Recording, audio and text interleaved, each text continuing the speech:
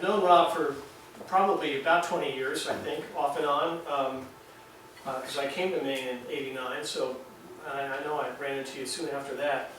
I've always admired his work, whether it's political cartoons for Maine Times, your illustrations for children's books and natural history publications.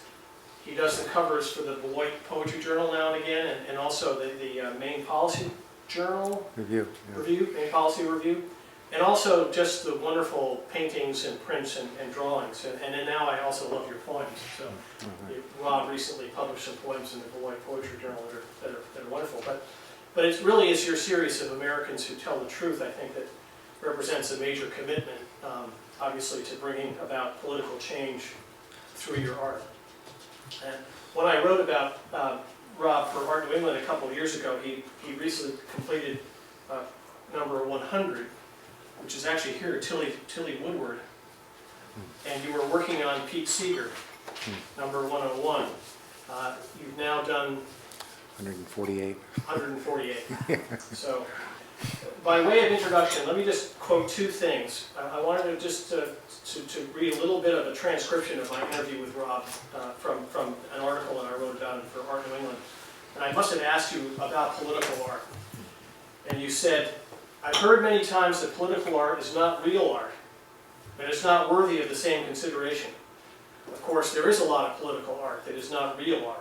It's placards. It doesn't rise to the same standard. I think I've learned something from what I'm doing and from what Tilly Woodward and Lily Yeh and Natasha Mayers do.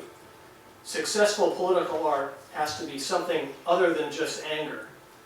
It's very important that Leon Golub's stuff is out there, or Fernando Botero's paintings of Abu Ghraib. Yet I doubt that angry political art convinces anybody except people who are already angry themselves." And then you said, "I'm an artist today because of Goya. I responded very strongly to his art when I was in college. I was an English major, and then I saw Goya and I said, wow, look what he's doing, and look how he's doing it, presenting a very difficult moral situation of violence, but the line work just sings." That's a beautiful encapsulation of that idea that the politics and the art go together there, in the best, I think, the best political art. This is what art does: allows you to see something really difficult and lifts you cathartically to it. It's like listening to the Brahms Requiem. It takes you way down, but completely lifts you off your feet by the beauty of it. That's the art part. And then I should have you with me to quote me all the time. It's much better than I say now. And one other thing that I wanted to just and this is just to close here, a few sentences from your wonderful recent tribute to the late historian Howard Zinn that I took off your website. And they really remind me of, I think, of what you're trying to accomplish in your portraits. You say, "Howard Zinn's life was spent as a filter, straining and purifying our time, our history. His legacy is in the struggle for true history." So, take it away, Rob. Thanks, Carl. You all read Howard Zinn? Just thinking of Howard Zinn. I mean, what a, he died it's just a little over 3 weeks ago. What a loss it was to this country, and what a shame. It was the night he died was which I talk about in that piece I wrote, was the night of the State of the Union address. And actually Gail and I were in a hotel room waiting to get on a plane, and when we heard about it, and I kept thinking, oh, Obama's sure to mention this. I mean, he's got to mention that the greatest historian of our time has just died. And then I thought a little bit more and thought how incredibly naive I was being. And then I thought, I wonder which one of them should really be giving the State of the Union, who really understood what was going on in this country and why, and would say something real. But anyway, if you haven't read Howard Zinn, in one of his many forms, his books, his essays, whatever, or seen him in videos, or now that there's a new video put together of the voices of the people's history that Matt Damon produced. There's got celebrities reading, the voices of Frederick Douglass and Susan B. Anthony and all those kind of people. It's extraordinary. And Howard Zinn comes in between each part himself and talks about that period in history, and then they have all these voices. And all the original talking, the statements, the courage of the people is so extraordinary.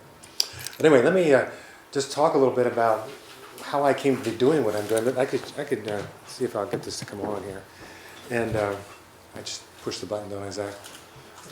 It should come back. Yeah.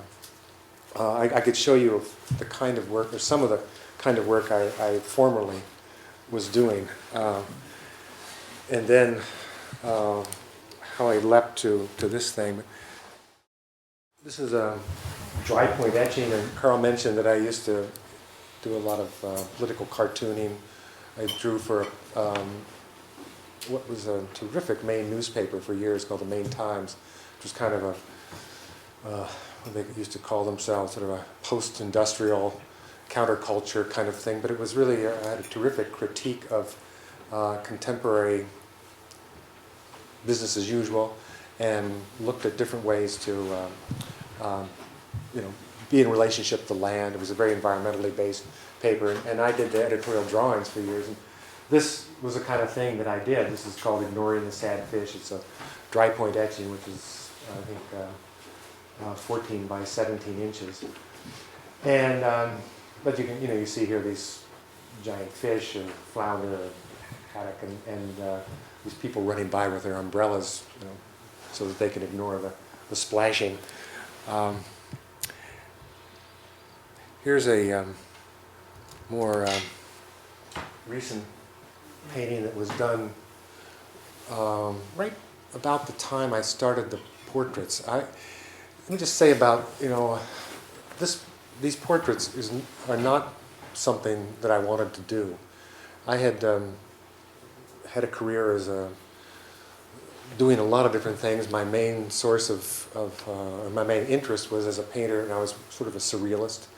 I love those kind of mysterious pictures that you look at that suggest a narrative, but you can't, you have no idea where the artist, himself or herself was going with it, and you have to, if you're going to understand anything, then you have to bring your own imagination and experience to it, and in a sense collaborate with it to make some kind of meaning. And that's what I thought actually an artist should do, is invite that kind of engagement. This work like this, which is really pretty didactic, I never thought I'd do anything like this, and didn't really want to. And so I was doing, when I was, Carl's mentioned about Abu Ghraib. I was very concerned with things like that, but I was equally concerned with just the nature of almost all of our foreign policy issues, whether they involve military or the acquisition of resources or the use of low-cost labor, the way that they, as a necessity, create collateral damage.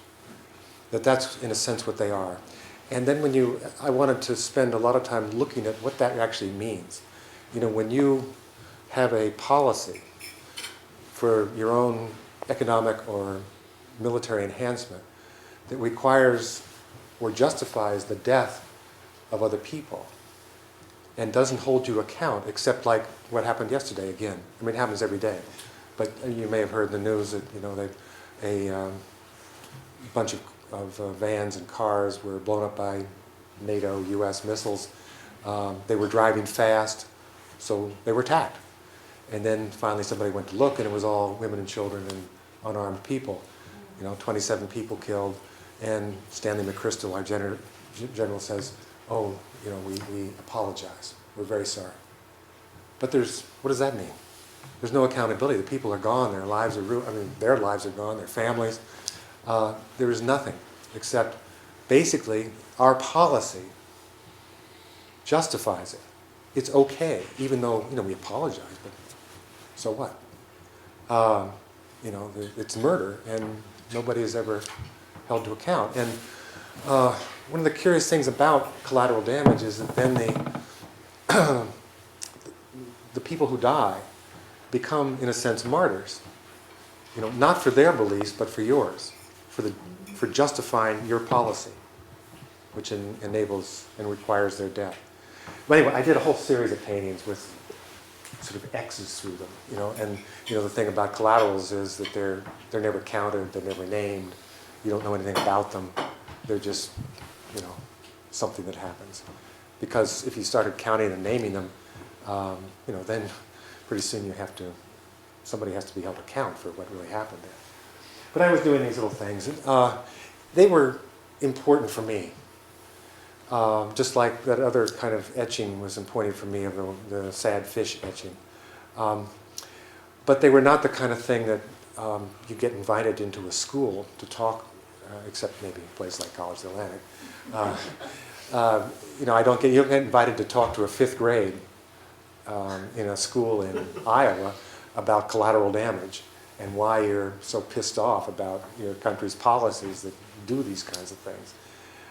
And I had gotten to a point where I was so angry. This was in the late fall of 2001. We had already, 9/11 had happened. We'd attacked Afghanistan, which was the way it happened. I had, grave reservations about, even graver today. And then the rhetoric started to attack Iraq.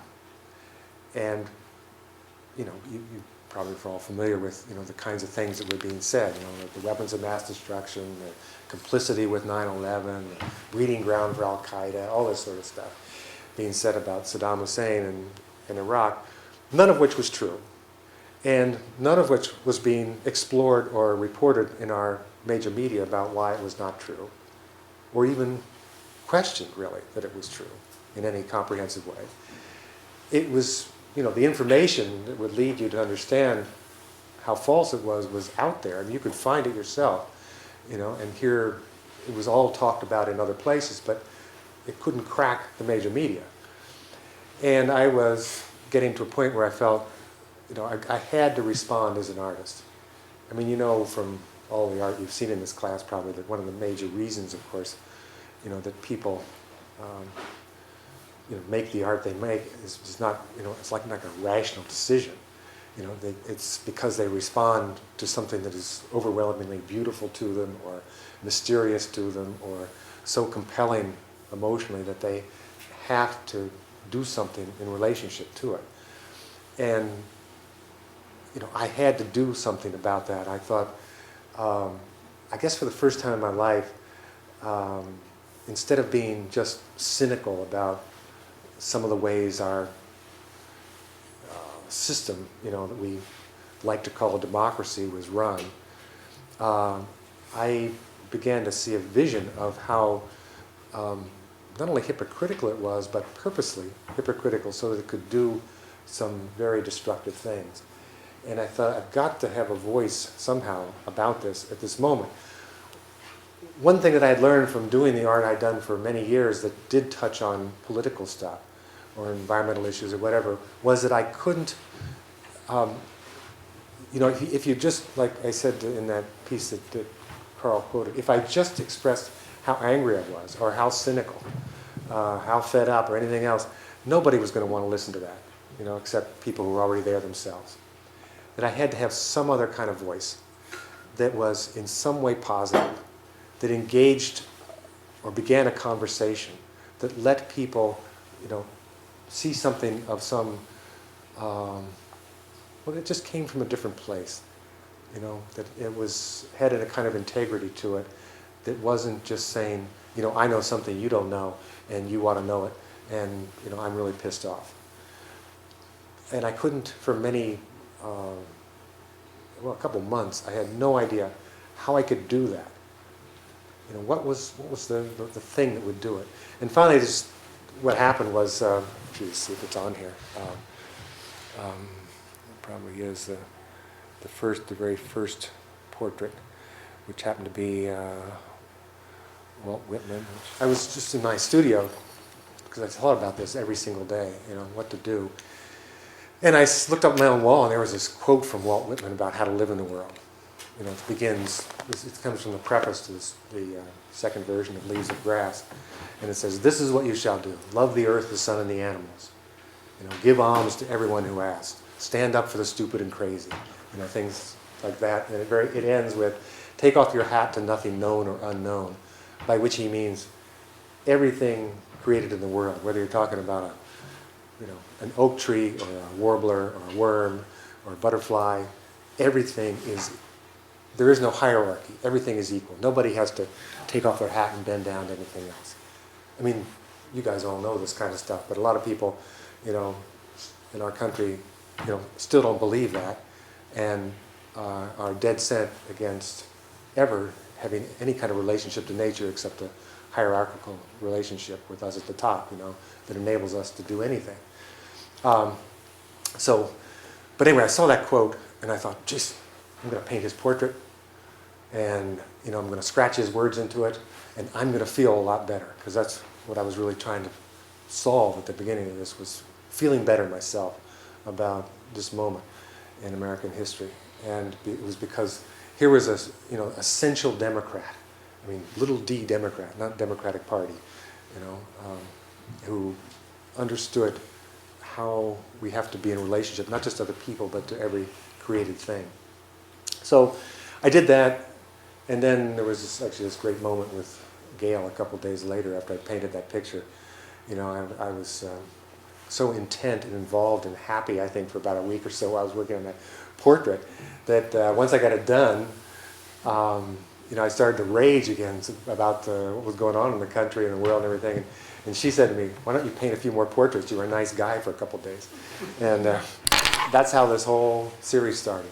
It was just an epiphany at that moment. I just looked at her and I said, "You're right. I'm going to paint 50 portraits." That was my goal, 50 portraits, which I never thought I would do. And then I'm going to call them Americans Who Tell the Truth, and then I'm going to give the whole collection away. And I felt actually free for the first time in my life. Truly free as an artist. A lot of people are in the arts, well, not maybe necessarily in the arts to get that kind of sense of freedom, but feel it in the arts, because you do perhaps have a little bit more freedom over your own life as some other people. But on the other hand, if you're trying to survive by being an artist, you're a commercial being just like anybody else. And you often have to think about whether you can sell what you're doing. And I said, when I said to myself, I'm just going to give this away, I thought, wow, for the first time in my life, even though I painted pictures that often I didn't think compromised much with the idea of a market, I thought I can say anything and everything that I really think is important to say. Of course, then there was a question of how do you make a living? I just, which was asked immediately, and and I said, don't worry, something will happen. And so, in a sense, it has. My life has turned totally inside out. In a sense, I don't sell paintings anymore, but I talk. I travel, I write, I go to colleges and all over the country, and schools, and talk about these people that I painted, which is makes me feel. It's one of the things that, well, let me say a couple other things just about the art and the way it makes you feel. I get asked frequently, well, this is great, you paint all these folks, why don't you paint the liars, people say. I call us Americans Who Tell the Truth. And it's probably for a very good reason, that at least for me, and I think for an awful lot of people, in order for a painting to have some integrity, there's no rule here, but it's just the way I feel, is that it has to be an act of love in some respect, for what you're seeing, the kind of beauty you're portraying, the issue that you're after, or the person you're painting, or whatever it is, it reflects that concern. And if it doesn't, it doesn't succeed. And if I were imbuing these paintings with disrespect, for people, if I were to, paint 50 people who are in the mental file with Dick Cheney in my head, I would be a very unhappy person. And if your art doesn't make you feel better, there's probably not much point in doing it. And just meeting these people and painting their portraits makes me feel a lot better. And let me say one more thing about the quality of art is, I was, in the thing that Carl mentioned, probably one of the reasons, I mean, that political art is often dismissed is that some of it doesn't really aspire to being art. It only aspires to carry a message and get it in front of somebody else, like a placard. And the closer it comes to being serious art of this sort, so that you can both look at these as paintings and think about how they're painted and find them interesting or pleasurable because of the color or the technique or whatever it is, and think, oh, that's a real painting, it gives it a validity. It gives it an authenticity that it might not have as a, if it were just only about the message it's trying to carry. That if you've got those two things working together, I mean, these paintings have now been, for 7 years, been traveling all over the United States, and I keep adding to it, and they keep traveling. And if I had painted, panels this size with just the quote on it written in a magic marker with the person's name on it, obviously they wouldn't be traveling. Or if I'd done cartoons, they probably wouldn't be traveling.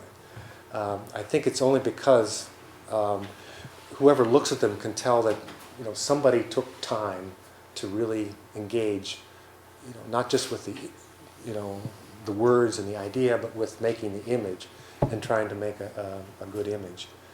So that it's interesting. I don't know how to explain it other than that. I mean, I think that's and the fact that that's recognizable to a lot of people is very important. I think what I want to do is just talk a little bit about what I picked to bring here, except for this one, which is my latest painting, this young black girl, Claudette Colvin, who I wouldn't be surprised if none of you have ever heard of her. As a matter of fact, probably the only person you're likely to have heard of in this group here is Dorothea Lange, and obviously you've all heard of her. But probably, I've painted almost 150 of these. I bet well over half of them are people that 8 years ago when I started this, I had no idea who they were. Zero. I'd never heard of them. And that's the other thing about getting engaged with anything in your life in a serious manner, that you don't expect that it's going to be something you can do for a month and then go on to something else. That if you engage something that is going to is open-ended. It may take a year, it may take 5 years, it may take 10 years. You don't know, but what you learn because of allowing yourself that amount of time to become deeply involved in anything is extraordinary. And as an artist, I've spent, for many years I tried to do new images all the time about all kinds of different stuff. And then I quit that, and I thought, no, what I need to do is really look at, maybe even one idea for months and months and months and see how many different ways I can look at it. And having worked like that for a few years, I did 70 paintings about William Blake's Proverbs, and I did 50 paintings about the song Shall We Gather at the River, thinking about all the different ways and reasons that people go to rivers.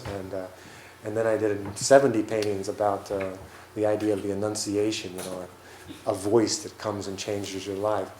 And so I was, in a sense, ready to do a big project. What I wasn't expecting was how much one learns or can learn when you really just keep going. My learning curve has been extraordinary because I had not been a student of American history in any particular way. So let me why don't we turn on the lights and I'm going to talk about a few of these people and tell their stories, because what they are is,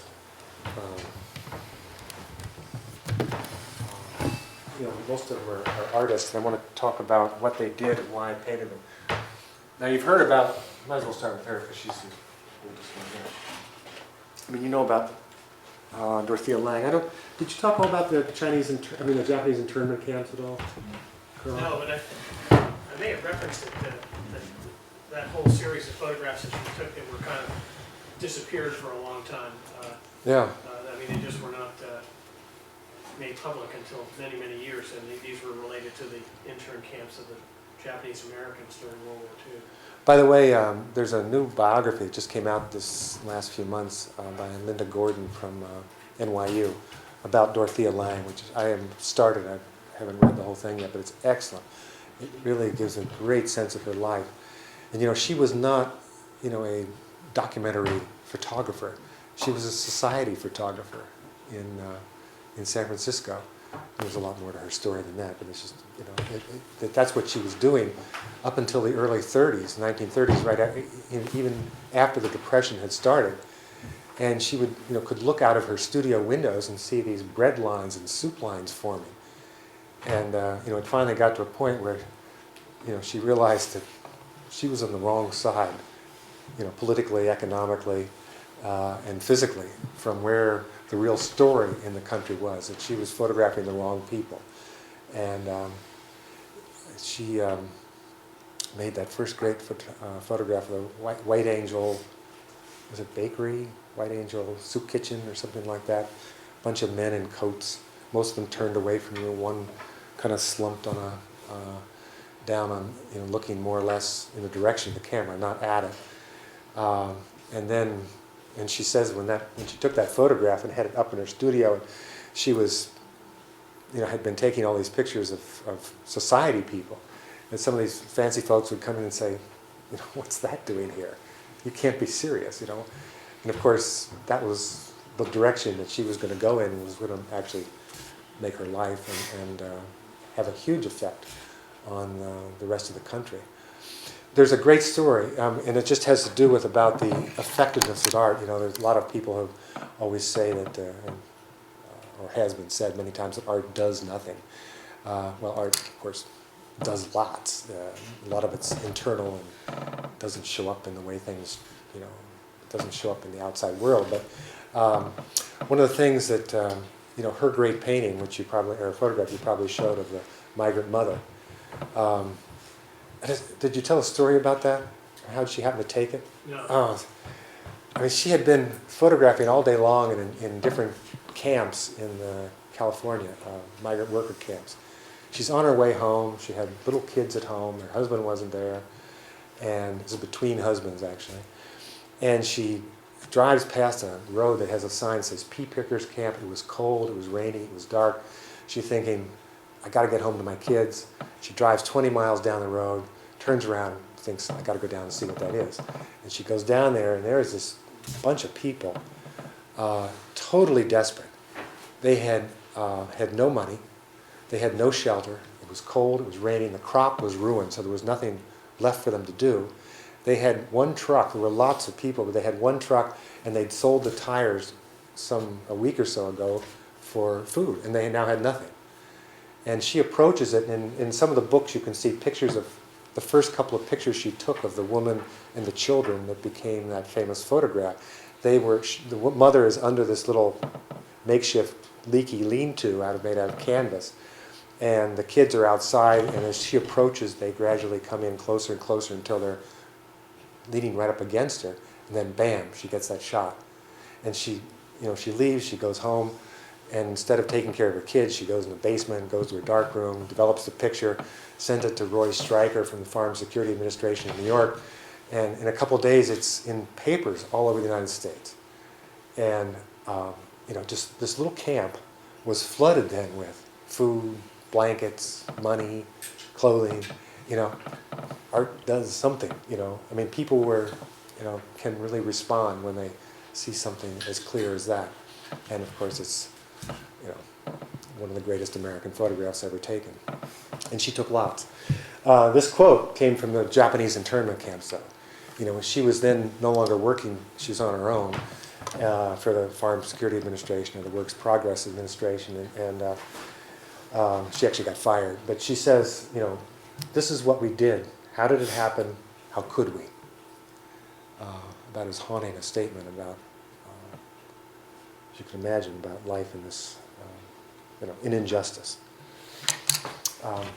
So Rob, to get that quote, you read a lot about her and Oh yeah, one of the things that I'm so fascinated about doing this is reading and getting to know the people.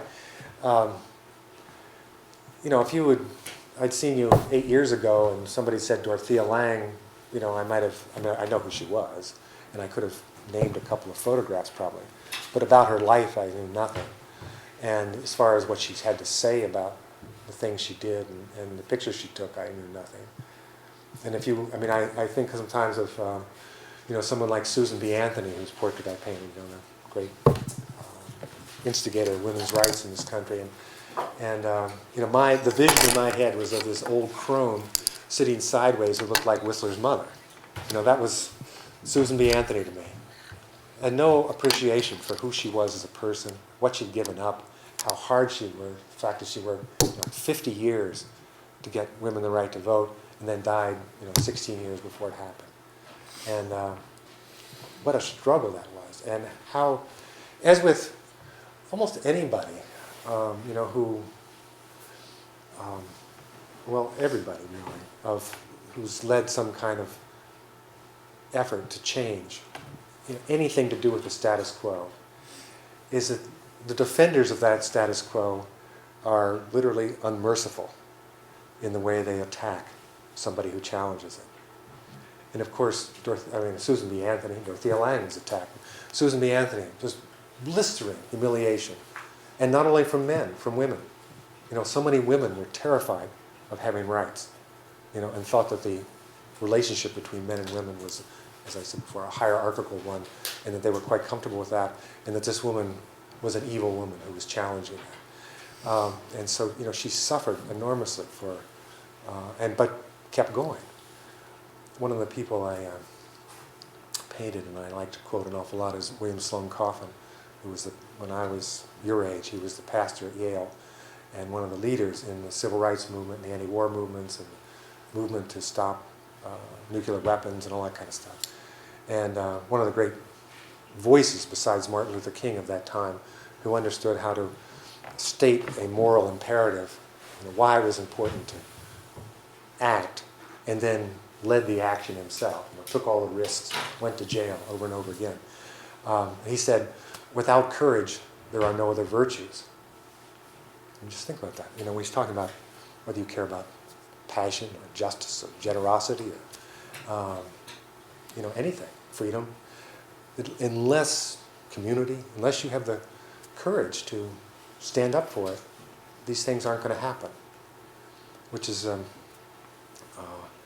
very similar to a quote from Frederick Douglass, who, I think if there's anybody who understood how power operates and how it feeds on itself and how it takes no prisoners in a sense, Frederick Douglass understood that, having been a slave and escaped and then becoming an incredibly well-educated person, one of the most educated of the 19th century. And he says, find out what any people will quietly submit to, and you have found out the exact measure of injustice and wrong that will be imposed on them. Find out what any people will quietly submit to, and you have found out the exact measure of injustice and wrong that will be imposed on them. If you don't stand up, it won't stay the same. It'll get worse. Your situation will not be improved by people with power. They won't use that power to enhance, your freedom, your sense of justice, your equality, but their own. And they will keep taking it away from you rather than giving you more. It's a profound lesson.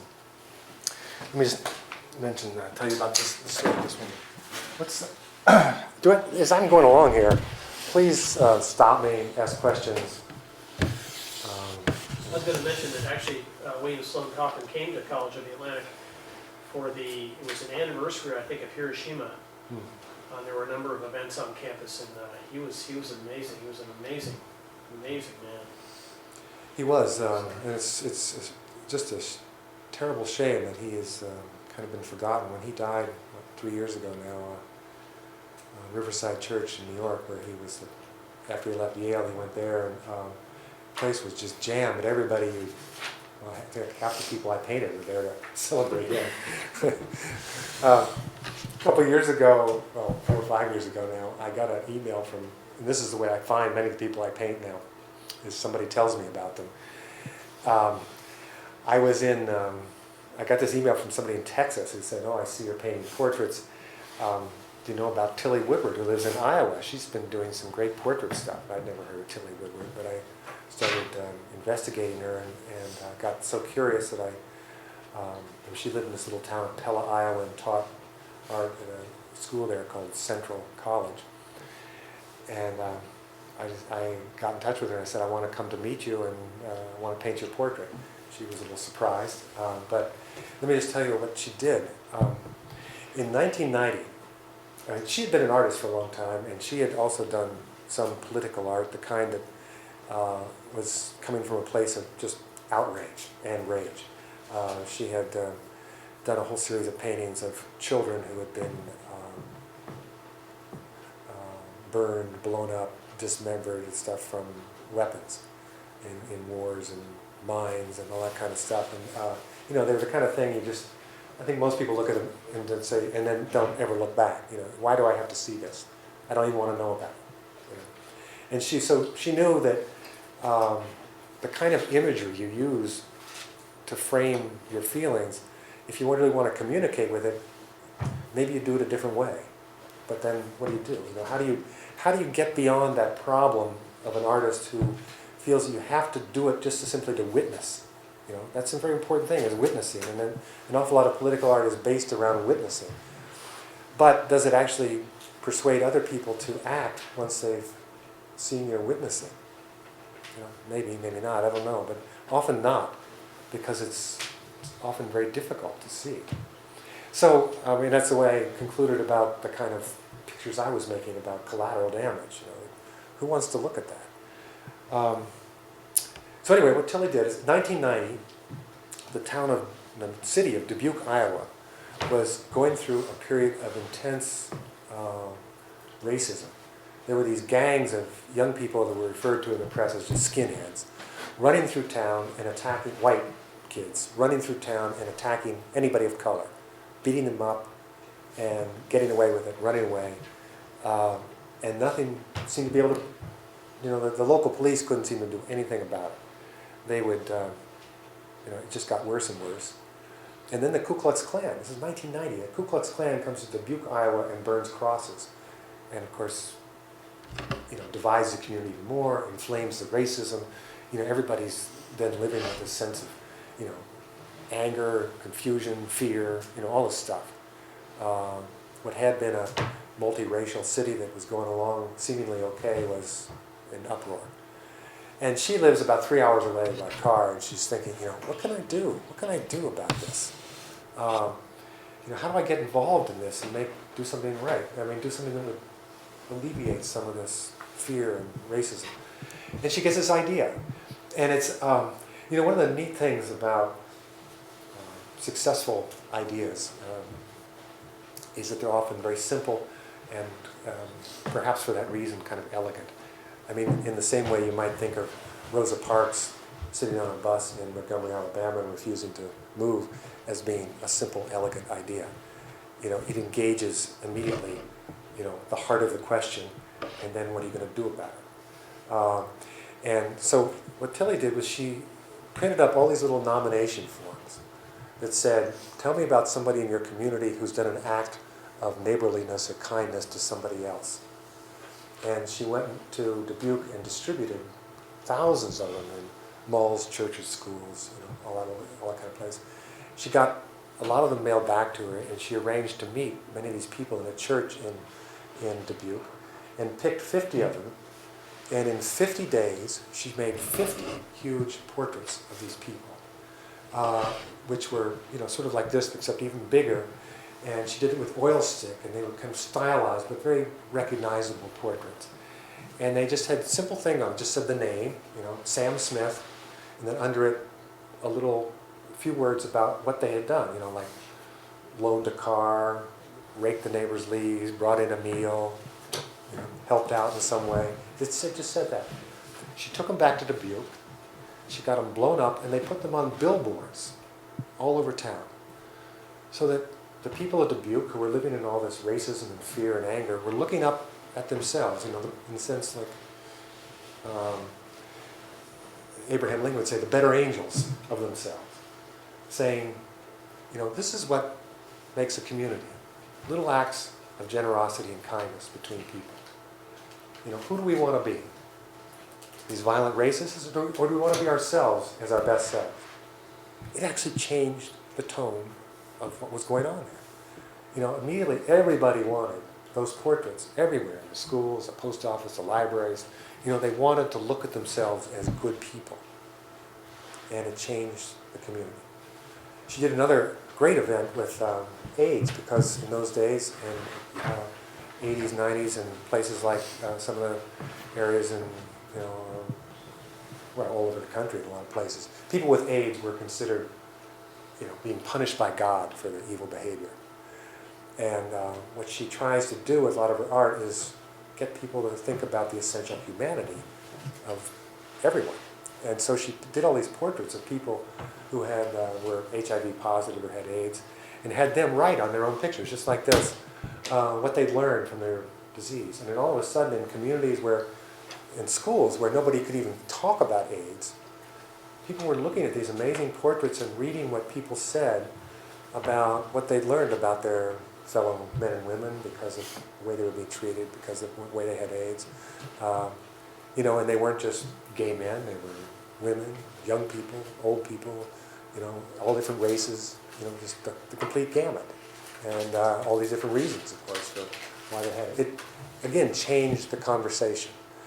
She did another, much more abstract thing about violence towards women and girls. She would go into a community and have, through a social service agency, have a group, a community of women and young women who had been attacked sexually and had been the objects of violence, and would invite them to, she'd give them each a colored ribbon, a long ribbon, and have them write their story about what happened to them anonymously on this ribbon.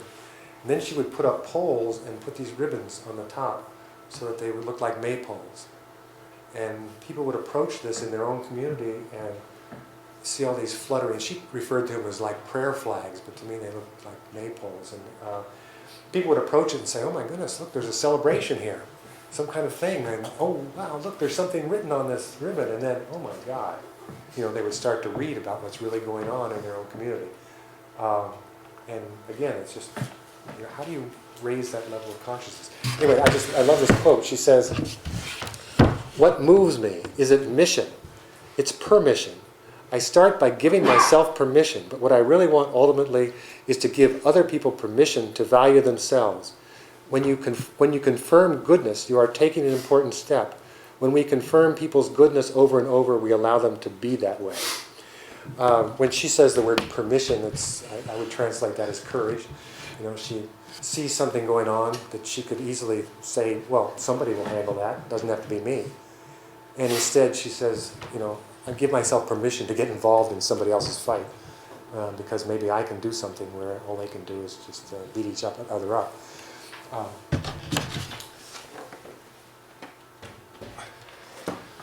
Rob, you mentioned that investigating your subject sort of before you approach them.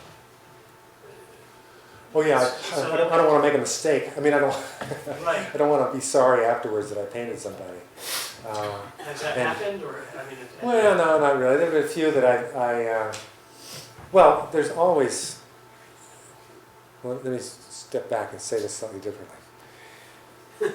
Often I say I'm painting a series of portraits called Americans Who Tell the Truth. The standard reaction I get almost anywhere is, there are some? And the thing that's so interesting is there are, of course, millions, literally millions, of really wonderful people who are working very hard to make our communities and our lives safer, better, more peaceful, more in harmony with nature, all those kinds of things. And so how to choose, whom to paint is really a problem. And there are many people around any issue that you could pick. And I will hear about somebody, and if seems to fit particularly an issue that I haven't handled or haven't handled in the way that person is engaging in, I might get really interested, and then I start to research them and think, wow, that would be a great subject. Sometimes it's the real well-known person like Dorothea Lange, and sometimes it's a completely unknown person like Tilly Woodward. And I often, these days, gravitate towards the unknown people because I think their stories are so compelling, and also I'd like to help them be better known, for what they do. Not as celebrities, but as role models. That's the thing. What I think I do now is spend time talking to people your age or younger or older, whatever, but not so much to tell history or tell story, but to provide role models. How do you use your passion for doing good in the world in a way that can be successful? A lot of these things have been done before. Our media no longer tells us these stories. How are you going to find out, about these people? I mean, every single day, we hear over and over again about, those bastards at Goldman Sachs who screwed up our economy and then took all the money and again and again, to pay themselves more for having messed up. And maybe we ought to hear some other stories, about people who are doing different things in our culture to make it better. Not worse. Yeah. How much time would you say you research in comparison to how much time you spend painting? That's a good one. I spend a lot more time researching than painting. The painting I can usually do in about a week, and a lot of times I'll travel to meet somebody. Spend several days just going and coming, and then I'm reading practically everything I can about that person, or interviews, biography, speeches, essays, whatever, until I think I really want to do that. And then also, the quote is very important. I really want to choose a quote that is powerful in some way. There's no point in. I want to say something about that in a second. Just the quoting. The title of this show, I gave it, is Americans Who Tell the Truth. That could sound, and does to a lot of people, pretty presumptuous. Well, who are you to say anything about people who tell the truth? Isn't truth really something that's pretty relative about a lot of issues? Well, yes and no. What I'm attempting to do here is not say that I know, or these people know, anything metaphysically true about the nature of existence, God, anything like that. All I'm concerned with is what we wrote in our own Constitution and Declaration of Independence about what we believed that justice was, what we believed equality was, what we believed freedom was, and then, who has done the work to try to hold us to our own standards, to make us live up to our own words? Because at the very second that our Constitution was signed, it was betrayed in a funny way. We said all the great words about creating justice, and then well over 50% of the people didn't get any rights. If you were a slave, you weren't freed. If you were freed black, a Native American, woman, or a poor white who didn't own property, you got nothing in the way of political rights. So we created this huge divide between what we were saying and what we were actually doing. And so the lives of all the great, people who fought for social, political, environmental rights in this country, workers' rights, the end of child labor, gay rights, all those things, they've had to be fought for by incredibly courageous people because we didn't, live up for primarily economic reasons to our own language. That's the truth I'm talking about. And the other point about that is, well, there are two other points. One is that if you don't name the truth of a problem, let's say your house is on fire, okay? And you don't know it, but I do. And I sort of want to protect you from that. And you don't really want to hear that. And so I say, I think there's kind of a heating issue at your house. Look into it. And you think, oh, good, okay, I've got plenty. That's the kind of relationship that we often have to these serious problems, is that we don't want to go to the hardest place and say, my goodness, your house is on fire, you've got to do something right now. We're living in this age of incredible debt, of illegal and immoral wars, contrary to our own laws, of peak oil, climate change, species extinction, just on and on and on. Huge problems that, if they're not engaged, immediately, 10 years ago, as a matter of fact, we're in bad shape. And so it's that kind of issue in relationship to truth. And of course, the other thing is, any relationship, whether it's the most intimate, two-people relationship or an enormous one involving a political society, if people aren't speaking, or at least attempting to speak with some kind of truth about their ideas and feelings to each other, there just can't be any trust between people. And if you don't have any trust between people, the hope of dealing with significant problems is nil. And we have today, in this country, I speak to you as, my interest in political parties is zero right now. Democrats, Republicans, whatever. I have no respect for any of them. And I actually think they are fostering, on purpose, a lot of what we call, partisan discord. Because then they don't have to do anything. We just keep taking the money from Exxon, wherever, to do these things, the pharmaceutical companies, the insurance companies, and do nothing. But if we don't foster that truth and that trust, the hope of actually solving any problems is not likely to happen. So anyway, that was a long way to answer your question about getting the amount of time it takes. But I spend a lot more time, researching, which is fascinating. It really is. Can I tell you another story? That's great. And Rob, I actually, early in the class, showed a slide of Ben Shahn of Sacco and Vanzetti, and it was a print that he made with the two figures, and he actually wrote in something that I think it was Vanzetti said as he was going to be executed. And that's a very similar kind of concept of the image with the words. The kind of, Well, there's obviously a great tradition of portraiture forever, and people love to look at portraits. And think about Goya.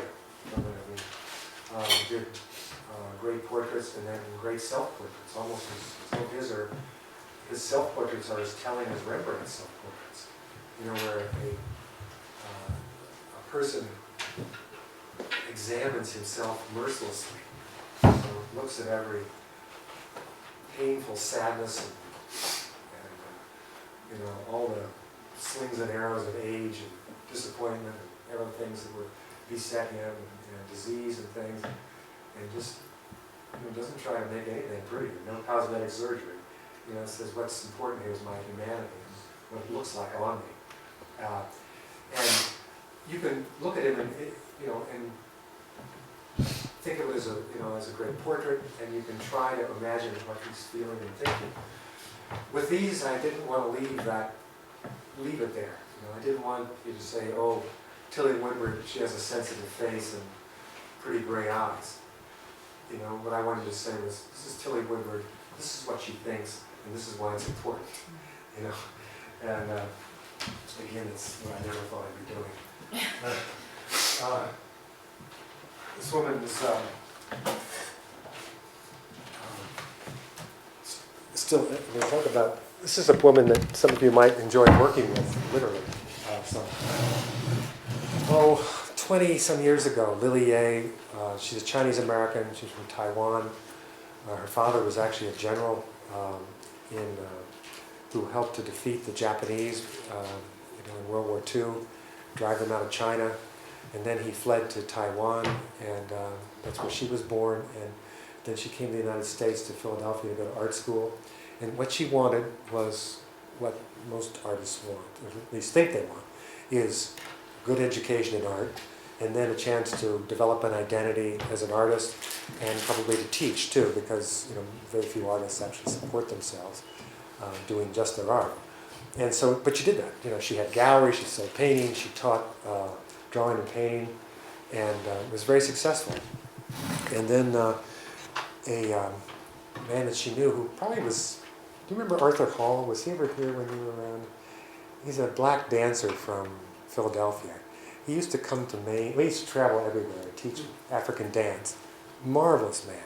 He used to come to the Grand Theater and teach. And I think he's probably maybe died before he came here. But anyway, it was right towards the end of his life, and he lived in North Philadelphia, which is a ghetto, or was a really bad, dangerous, disintegrating place to live for, crime, drugs, no jobs, poor families, bad housing, the whole works. And next to his dance studio there was a lot where a building had collapsed, and so it was just all this rubble there. And he invited Lily to try to get who was a friend of his, to try to get a grant to come and build a park there. She needed the money at that time, and she applied to the city and got this grant for $2,500 to build a park.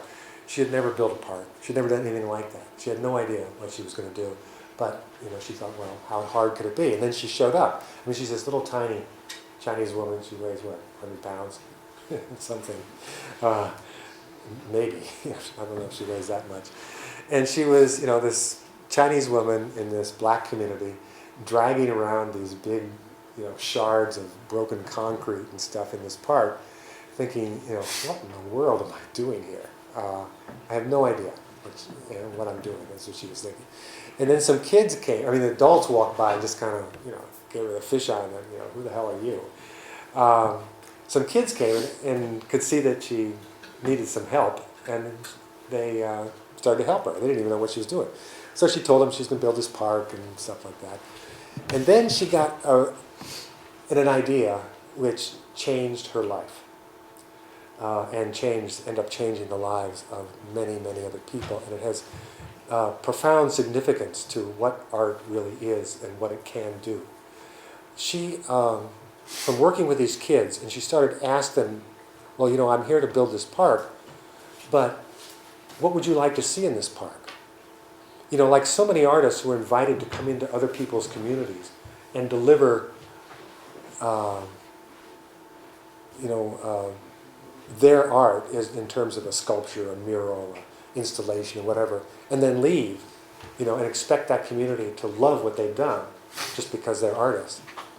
That's sort of the standard form.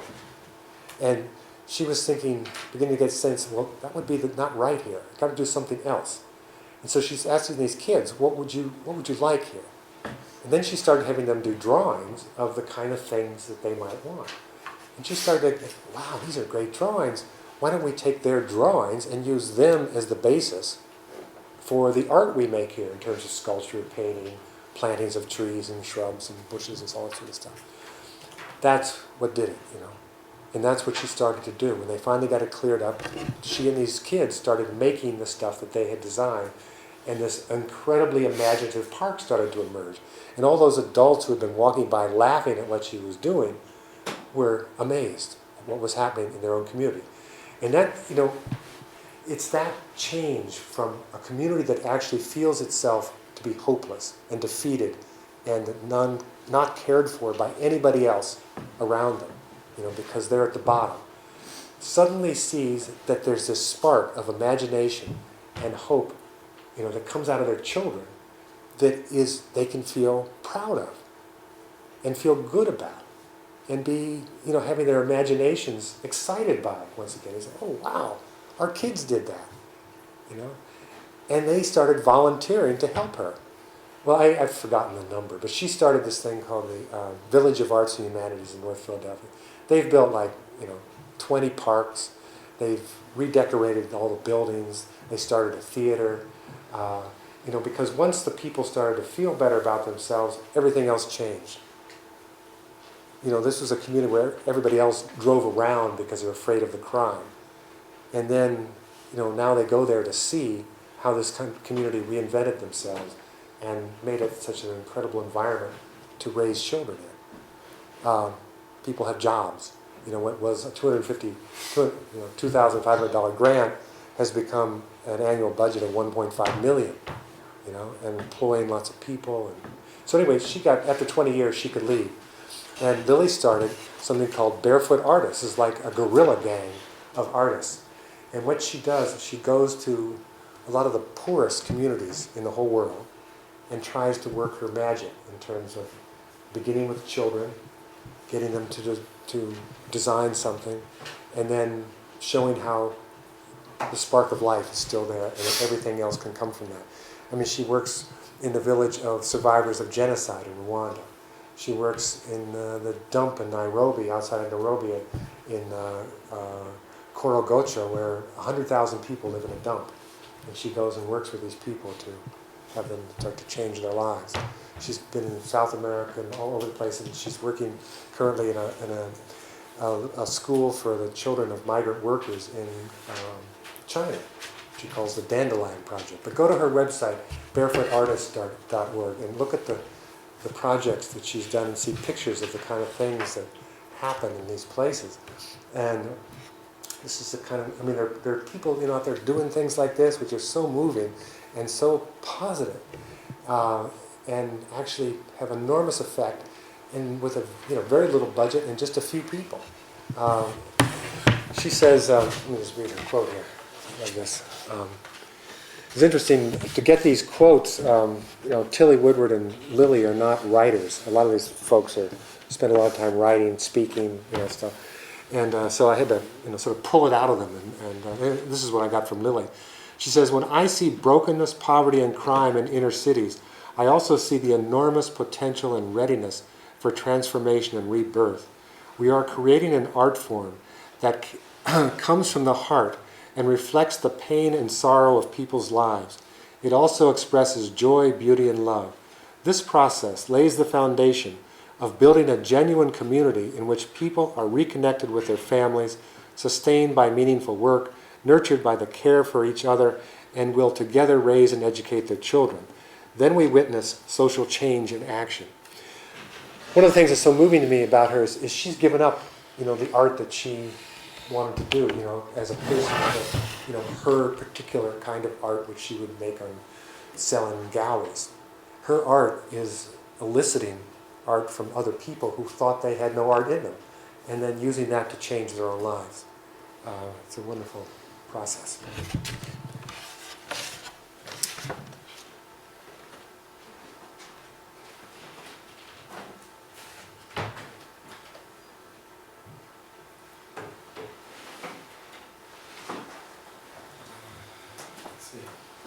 Questions, comments? Let me tell you about one more artist. Oh yeah. So I understand what you do after you pick the person, but how do you go about picking people? Do you ask people? How do you go about finding a person in the first place? It just sort of comes to me. Often it's somebody I happen to read about, and I'm always looking. And so I'll read about somebody, or I'll read a book by somebody, or hear an interview or something, and say, "Oh wow, that's somebody I'd like to meet." That's usually the way it happens. I just some little thing. I mean, next week or a couple of weeks, Gail and I are going to be in Washington. There's a little museum in Washington called the Sewell Belmont House, which is actually a museum that tells the story of the women's suffrage movement. And they have some of my paintings of women right now, and we're going to go down there to speak. And there's, one of the people I have left out of. I've painted a lot of people around the civil rights movement, and there's a guy I've left out who I think should be in it, and that's Congressman John Lewis from Atlanta. I mean, he was right there with King from the beginning. Did some of the most courageous things in terms of the early sit-ins and lunch counters and things like that. Got beaten up in Selma, almost killed. Just went, he refused and refused and refused to give up. And he's one of those great people in our government these days who is marginalized, because, he's marching to a different drummer than all the people who are taking corporate money and all that sort of stuff. An amazing person. Anyway, so I'm hoping to meet him when I'm down there. Sometimes I'll go along for a while and I keep thinking John Lewis, and then I'm going to Washington, so I called his office to see if they could arrange for us to come in and meet him. But anyway, that would be neat. Yeah. Another thing, Rob, I remember when I interviewed you, you mentioned that you purposely didn't have the settings of these people. I mean, in other words, you wouldn't have the park in the portrait of Lily Ye. That it was that. Yeah, exactly. So much of portraiture, especially portraiture of well-to-do people, involves painting their settings, their their very rich office, or you think of portraits of dignitaries or kings or queens or something, and their satins and their silks and their furs and the gorgeous ornate settings and all the things that advertise how rich they are or how powerful they are, something like that. And this is just the opposite. All I wanted you to do was basically look into a person's face and think about what they're saying. The context was not the physical setting, it was the emotional and intellectual setting and the courage. And so that's why they're all just plain backgrounds, and it's mostly our face, and the bodies are almost sort of abstracted. How do you choose the colors that you put behind each person? Yeah, well, when I first started, I actually thought could use them sort of symbolically, and then I realized after just a couple of paintings that was going to get pretty thin pretty quickly, and it's just all what makes the painting work. It often changes, sometimes drastically, sometimes just slight tonalities until I think it's got a nice harmony with the colors that I choose. They're in the face anyway, and then the clothing or whatever. Just try to make my concern as a painter is to make a good painting, always. And I just ran into a problem. Carl was telling me about his son who's studying economics, right? And interested in economics of justice. I'm just finishing a painting of a man named David Corton. An amazing. Did any of you ever see Yes Magazine? Yeah. Well, he's a publisher of Yes Magazine. He's the money behind it, and he's a great economist. I mean, he wrote a great book called The Great. I said the word "great" now about 8 times in a row. He wrote a book called The Great Turning, which is about how our economy has got to turn from what it's doing now, basically a system of exploitation of people and resources and the earth, to something that's in harmony with the earth. And then his most recent book is called Agenda for a New Economy. He actually is laying out how that can happen, how we can actually switch economies and survive and be a lot happier for it. Terrific book. But about his painting, though. We went to meet him out in California, and as I often do, I think that what I'm doing as a painter is everybody will be happy with. So I took a digital image of, and I often change the colors. I change his shirt color because it looks more interesting to me, this color than the one he had on, or all that kind of stuff. And so I sent him a digital image of his painting, and he said, I never wore a khaki-colored shirt. He did not like it. I mean, it's important that I make a good painting, but I don't want to also piss off the people I'm painting. The way I used to paint, I wouldn't care about that. I was always, this is my painting. The hell with it. That was what it was about. Now it's this funny, in between space where you want to make a good painting, but you're also really sensitive to what the people think about the way they're painted, at least up to a certain point. So anyway, I just finished changing the shirt color, and he was unhappy about the way we were sitting in a windy park, and there was hair that was down on his face, like it was blowing around. I thought it looked great. He didn't like it that way, so I combed his hair in the painting, and stuff like that. Normally I wouldn't do that. This woman, Sue Ko, would have never asked me to comb her hair. She looks like the good witch, doesn't she? Let me just say a couple words about her, and I hope that some of you will look up her work, because I know that her... Have you talked about her in here? No, we haven't. Oh, this is one of the more spectacular... she's a... I kind of questioned a little while ago the efficacy of witnessing. That, sometimes just being a witness isn't enough or people turn away. Well, some people go on witnessing so relentlessly and powerfully that you really, it's very hard to turn away. And she is one of these people. I mean, if there's a contemporary Goya in our society today, it's Sue Ko. I mean, she is amazing. What she wants to look at and how rigorously she looks at a problem and refuses her. I think, let's put it this way. I think one of the reasons that more artists, in a sense, don't look at some of this stuff is because it's so hard to look at. You don't even want to look there. And what she does is she goes into slaughterhouses. She smuggles herself into slaughterhouses and sees what really goes on there in stockyards and the way animals are treated. And then she does picture after picture after picture of it, describing what it's like to be a veal calf or a bull about to be slaughtered or something. I mean, it's just amazing the way she looks at it and how interesting. I mean, and like Goya, the thing about her is, they're not just telling you, it's telling you in a thrilling way. Great pictures. They're painted really well, or they're terrific prints. They're beautiful lines and characterizations of animals and people and interactions. I mean, it's just brilliant work. There's probably not an issue of any kind of thing involving, environmental or economic or social justice in the last 40 years that she hasn't dealt with in some way. Where paintings, prints, drawings, whatever. And she's shown in a gallery on 57th Street, New York, called Gallery Saint-Étienne. And you can, if you just Googled her name and you saw any reference to that gallery, you would find her work, and they've got a huge amount online.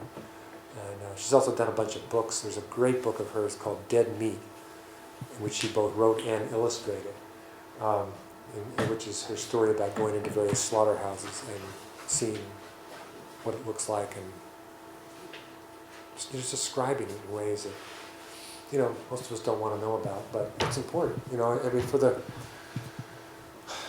the success of our, well, you guys all know this in a school like this, but for success of our, our ethical, for the success of our ethical and moral lives, we have to know these things. We have to know it because we want to make ethical choices about what we do. And she's one of these people. I mean, she, and some of you probably read Michael Pollan's books, and The Omnivore's Dilemma. And he, recently has been going into places like that or trying to get into them and describing them. She's been there for a long time, and her pictures are probably, more eloquent than he could ever be in terms of writing about them. Let me just read her quote. We despair for the fate of animals, the senseless cruelties inflicted upon them by our species, there and our own helplessness in the face of mass slaughter. That's an interesting statement, isn't it? There and our own helplessness in the face of mass slaughter. It's almost like both the victim and the perpetrator are helpless in a certain sense. Interesting to think about that some more. All this is true. And if we could really see what we have done to the earth, we would go mad. Alongside that is yet another truth. There is a palpable goodness all around us, even in the most terrible times, that all things point to, like the North Star. She's one of these people that you run across, I run across again and again, who are going into and trying to deal with some of the worst things that we do in terms of the way we treat animals, the kind of way we use indiscriminate violence and war, and kill children and things like that. It's just an enormous well of good-spiritedness that, in spite of what she sees and knows and the burden she carries, she has, what she also really wanted me to make sure was in there, was this sense of palpable goodness. And she's very funny, she loves to laugh. Which is very important. Howard Zinn starts his book the people's history of the United States by saying you're going to basically, this is sort of what he's saying, you're going to read some terrible stuff in here about our history. It's going to make you really upset. He said, don't waste your anger on the past. Use the energy of your anger to do something about the present, which you can still shape by your engagement with it. I frankly spend a lot of my time being distressed by our history, but I keep trying to listen to Howard Zinn and say, let it go, because it just ties your own feet. You got to let it go. There's a great book. It's a young person's book. It was written as a young reader's novel by a woman named Lois Lowry called The Giver. Have you ever read that? Yeah. Isn't that a great book? But it's about, who in a society carries the burden of the past and all the stuff that happens. And in that book, Lois Lowry's book, it's crushing. When there's the old man who's dying in the book, who has been the one in that culture to carry the burden of knowledge, because the rest of society has been drugged and programmed to know nothing about the past, just the way our media treats us today, basically. The book was a terrific metaphor for where we are, and the few people who carry that burden. Howard Zinn was a great example of a person who carried that burden. In the book, though, it's an enormous weight, and they pick a girl to be the next carrier, and she commits suicide as soon as she starts to realize what the human race has done. And then the protagonist of the story, this young boy, becomes the next carrier, and he flees, which actually becomes a great gesture of heroism in this book. And you never know whether he makes it or not, to try to get away from that community. But the thing that she didn't explore was how you carry it and still maintain, a sense of buoyant hope in the human spirit. But I want to mention her because this is one of the things that I love to find and tell the story about, because it's a piece of our history that is not well known, and there are always people like this. This is a young woman named Claudette Colvin, and maybe some of you heard just a couple months ago when the National Book Awards were given, that a man from Maine, a man named Philip Hoose, whose last name is spelled like it would be Hoose, it's Hoose, he lives in Portland, had written, he's written, I don't know, 5 or 10, somewhere between 5 and 10 books, I don't remember them all. But he's just published a book called Claudette Colvin, Twice Toward Justice. And telling a story that is an extremely important story in our history and very few people know about. This girl, when she was 15, in 1955, 9 months before Rosa Parks, who I mentioned before, refused to give up her seat on a bus in Montgomery, Alabama. And she was dragged off the bus, put in jail. And the whole thing happened to her that happened to Rosa Parks, except that several things were different. One is that she was this teenage girl. And the other thing was that the black community was not yet ready to get behind her. They didn't, they weren't prepared for this. She was a girl who, it's so interesting to me when you read Philip's book and he talks about her early life and then what it was like for her to go to school in Montgomery, this totally segregated system, and then be in a class in her school system about great African Americans. And who hears those stories, and we all do, who hears those stories and decides it's not just a story, but it's a model for how I can behave myself. And she talks about what it meant to study about Harriet Tubman. You think about Harriet Tubman, talk about courage. There's this great story about Harriet Tubman. She's leading people, through the woods and the swamps of the South to get them, to the North. And she had such a bad toothache that she couldn't do it anymore. She was just in excruciating pain. And the way that, she usually led people was that they would hike through the woods or wherever they were going at night. Then she would find some safe place to put them for the day, And she never slept on one of these Underground Railroad trips. She would then scout ahead and find the next stop, and then come back and get them when it got dark, and they would go on. Anyway, she couldn't do it. She was in such pain. So she took a rock and knocked out her own teeth. Anyway, the stories like that, you hear me think, oh my God. Anyway, that's the kind of thing that inspired Claudette Colvin. And so she was, you finally, you come up against that moment. And we all get these moments where, you can go one way or the other, but there's a way you feel you should go. And in her case, it was, I'm not leaving this seat, And the neat thing about those buses was, it wasn't just the seat, it was, you couldn't, a white person wouldn't sit, wouldn't sit parallel to you. They could be in one row, but if you were sitting across from them, you couldn't do that either. You had to be behind them at all times.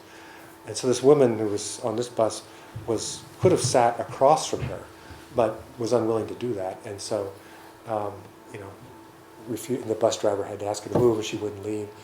She kept screaming, "It's my constitutional right to sit here." And they dragged her off the bus, and the cops, abused her, and everything happened. It was just awful.